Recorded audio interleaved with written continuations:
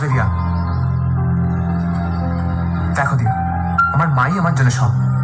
আমার মাকে যে ভালো রাখবে আমি তাকে ভালো রাখবো আর ভালোবাসবো। আমি জানি যে আমি যদি তোমাকে বিয়ে করি তাহলে তুমি যতটা আমাকে ভালোবাসবে ততটাই আমার মাকে ভালোবাসবে। বাবা, এই দেখা হলো, এই প্রপোজ করলে আর বিয়ের কথাও বলে ফেলবে? কেন, কি ভুল করেছি? দেখো, তোমার মতো মেয়েরা বেশি দিন মিটিং এ থাকবে না, তাই অন্য কেউ বুক করে নেওয়ার আগে নিজেই বুক করে ফেললাম। বুক করে ফেললাম মানে? আমি কি টিকিট নাকি?